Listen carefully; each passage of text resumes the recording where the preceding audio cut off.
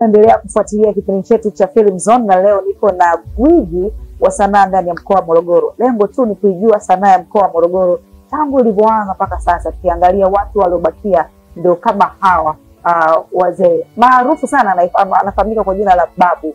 Kwa nini Babu? Kwa nini Babu? Swali hili.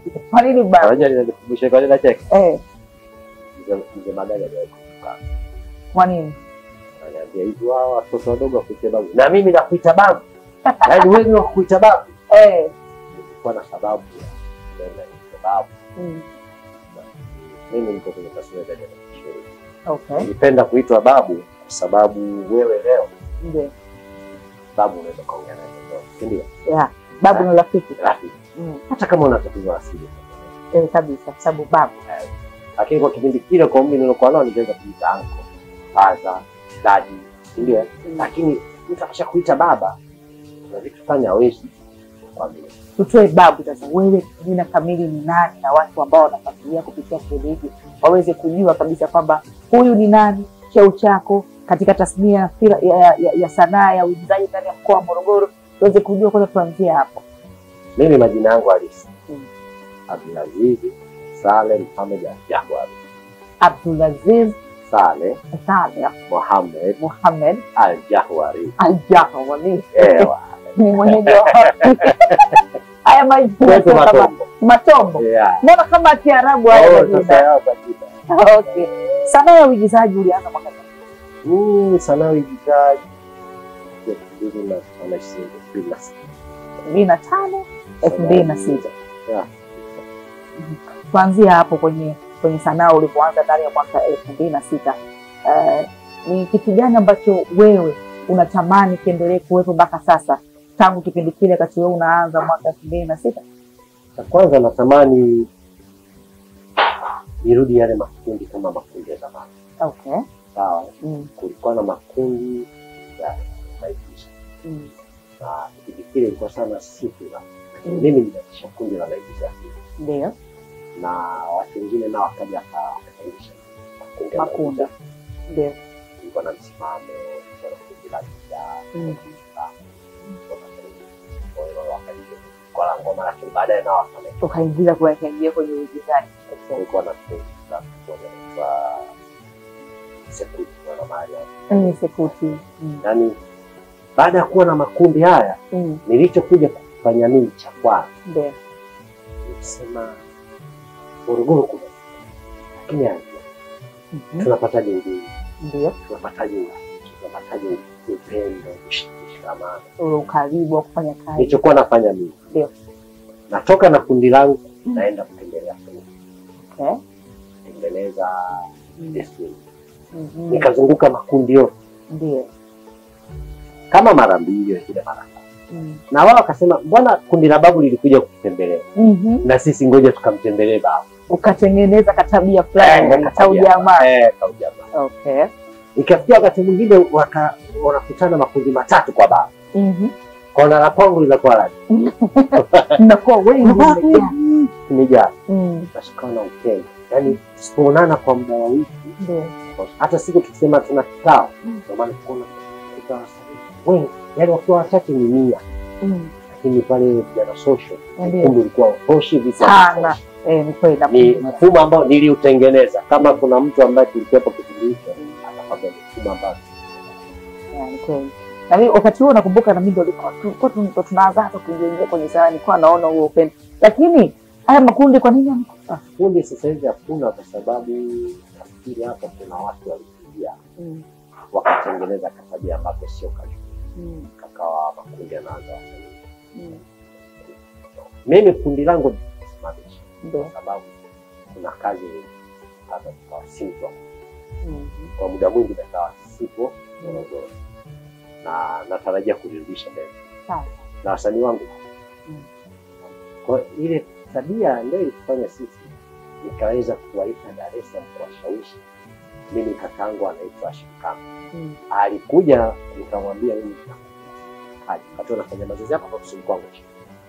Ndio aliona alikuja na baadhi ya wasanii nikaanza nahitaji. Nasema Babu haya anafundisha si mwingine wa kiajili. Yaani wao wamefika mbali sana ila tunakuahidi Sawa sawa. Ndipo wasanii wa Dar es Salaam wakaanza kuja. Aha. Sasa wasanii kuja ndani ya mkoa wa Morogoro. Kipindi kile walikuwa wanakuja kina Ezekiel, walikuwa wanakuja kina Doki, wanakuja kufanya kazi na wasanii wa Morogoro. Wengi sana walikuwa wanakuja. Sasa hivi sioni. Utofauti wa kipindi kile na sasa ni upi? Utofauti wa kipindi kile na sasa ni wale wapokeaji wa wageni. Wapokeaji wa wageni kwa maana ya babu. Ndio. Unajua mimi nilikuwa sina uchoyo. Kuja mtawe. Nafikiri pia ushakuwa mmoja wapo. Nilikuwa sikubani kuwa kufahamiana na wale wasanii wakubwa. Ndio. Ili na wewe upate nafasi ya kufanya nini? Kwa nao karibu wanaweza kabisa. Sasa kuna watu wakawa wanaambia wewe mteja nini njoo. Mimi nitakupokea nitaweni. Wakawa sasa wanajaribu wanasema kusnitch. Sasa wakija mapokeo yanakuwa tofauti na mapokeo ya babu. Once babu anatafuta mjini fulani. Ndio. Na anapokuwa na matatizo madogo babu alikuwa anatatua kwa mfuko wake mwenyewe. Sawa? Ndio. Wakati mwingine na hiyo ulishashuhudia babu alikuwa anapata hela kula yeye mwenyewe mkono wake. Ili mradi nini fanye. Kwa sababu wale wanasafiri kwa kuingizia gharama. Ili waendelee kuishi. Na kweli walikuwa na. Lakini hawa sasa wakawa wao wanataka wapate maslahi hela kutoka kwa wale wageni. Walifikiria babu anapata hela kutoka kwa wale. Ndicho kilichofanya mpaka na kilikuja kuleta ugomvi kati ya Mudi Dunda marehemu na Habibu Mkoma. Wakati wale watu niliwapokea mimi. Nikawa kabisa. Na kipindi kile Mudi Dunda ndo alikuwa maarufu kama location manager. Nilikabidhi mimi majukumu. Kwamba Muhando ndio na yule dada Madam Farida ndio nikawapokea. Mimi nilikuwa na safari hapo lakini kishake ningerudi, nikasema kwa nini kila kitu babu? Tunataka tuwe babu watatu wale. Ndio. Babu hayupo lakini kuna babu wengine. Kuna wengine wanaendelea. Ya Sumu Dunda marehemu kutokana na sika. Ndio. Kawa itarejea kama na mkatili. Kama Yesu akadije babu unamwamini nikamwambia kama ninavyojia kama mnavyoniamini mimi. Na mwamini kila kitu. Kama Mudi Dunda akaja kwa sababu ya location. Mudi Dunda alifanya vizuri. Ni kweli. Alienda nao vizuri. Alipokuja kumuita Habibu naye afanye kazi, Habibu akasnitch. Mambo ya kazi. Aha. Kwa hiyo usnitch ndio ukafanya kazi zikaanza kupungua ndani ya mkoa wa Morogoro. Turudi nyuma. Kundi lako lilikuwa linafanya mazoezi maeneo ya Mtoni Street. Mara moja. Tuzungumze kipindi kile wakati unafanya kazi na Sajiki. Marehemu Sajiki. Kwa sababu msanii ambaye alikuwa akija Morogoro lazima aje kwenye kundi lako. Ubora wako ulikuwa ni upi hasa? Mpaka wasanii walikuwa lazima waje kwenye kundi la babu. Cha kwanza, wasanii wangu walikuwa na nidhamu.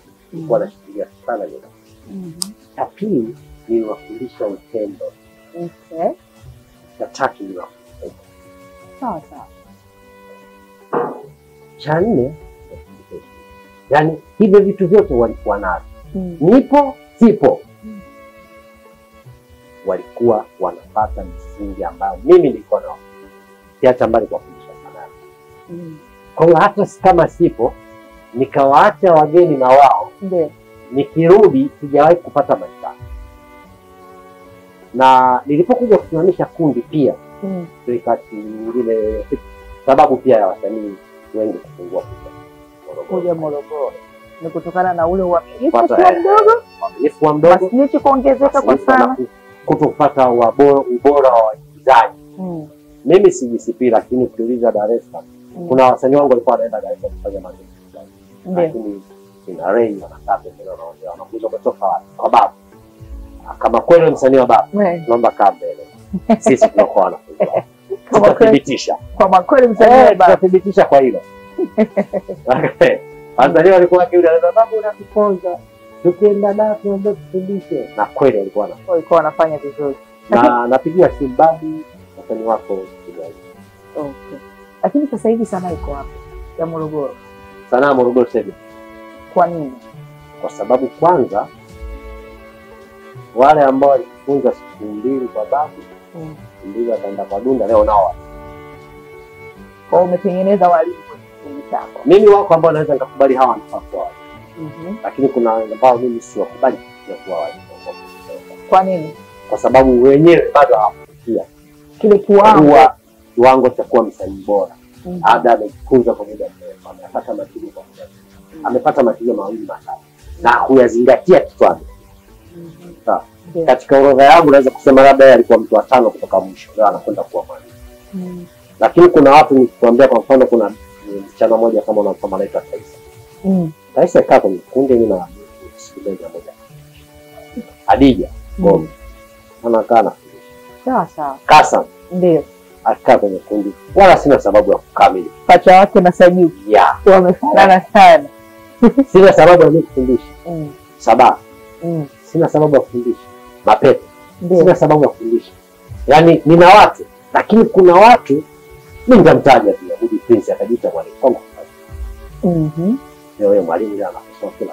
Ndio. Lakini kuna maswali ya kielimu kuuliza siku. Na yeye alitengeneza chuki baada mimi kutengeneza nikataka kufanya filamu ya asili wa pamoja. Ndio. Wakati niko kule nakosema. Bandani. Ni bandani kule, yes. Nikataka nipate mwalimu, nisiwe baba. Kama nitabaki kwa. Ndio. Akaomba yeye awe. Pamoja baba.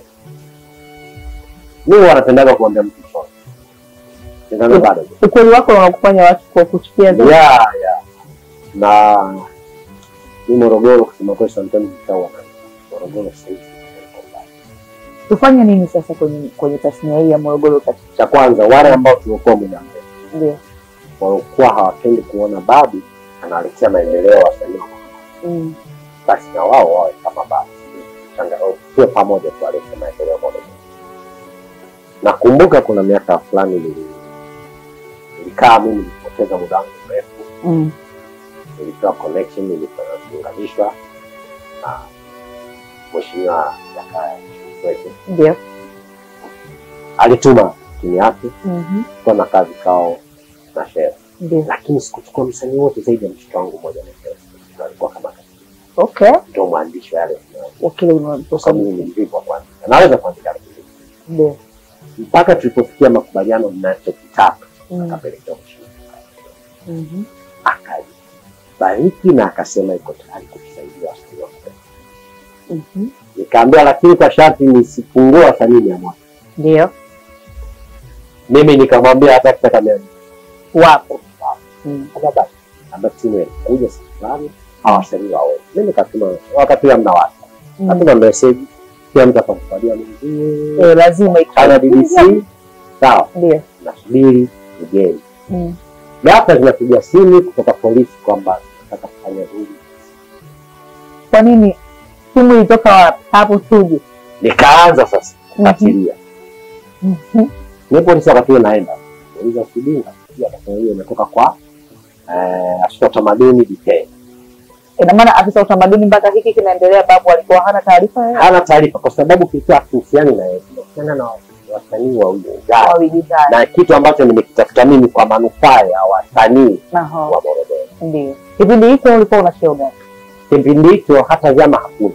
Nilikuwa naiongoza Morogoro kama kiongozi wa mkoa wa Morogoro. Wa kujitolea. Nilijaribu kuomba watu vikao chague watu walio sema babu hatujachoka na uongozi wako. Kwa sababu unatupeleka vizuri. Na pia tulikuwa tunaona vikao hivi wanasema. Ni kweli. Wa kujitolea. Basi nikafikiria kwa detail nikapigia simu akasema mimi taarifa za jengo. Sasa nasema tena CDA asikie na asibishe. CDA naye pia ni ipo kwenye tasnia. Yuko kwenye tasnia. Shida iko wapi sasa? Shida nitakupa sababu kwa nini alinijibu. Alinijibu. Nilipigia simu. Unajua mimi na kimoja jambo langu wanalifuatilia mpaka nje. Siwezi nikamwambia unaitwa baba. Baba bwana, babu kakutukana. Ulikutana na fulani hivi ndio ongelea kuhusu nini? Nini babu? Akaanza ulikutana na Juma juzi. Juma hapana, sikutana kama mmoja. Taarifa naambia basi nitaka kuja kama ushakutana naye na kutakira sasa. Najua tayari kuna uongo. Kuna uongo. Alikutana naye juzi. Ndio kuhusu nini? Sasa mimi baada ya kupata zile hapo sasa washatimka. Na uoga na kujua tuko kwenye kikao cha marais wa vyuo vikuu urafiki. Kwa hiyo tusubiri nakuja, nikamwambia hapana, nakuja huko kuna kitu kimetokea, kuna kitu gani? Nikamwambia nakuja kuambia huko na mimi mistake nimefanya hapo. Okay. Sikutaka kuambia. Nilipofika kule sasa na huko mjana ndio napiga hizo simu. Nikampigia simu Chedieli, nikaweka la speaker tukiwepo na Hansi na Tuzo Maribaba na wasanii wengine. Nimeweka la speaker. Jibu la Chedieli akaniambia babu, nimefanya hivyo kwa makusudi.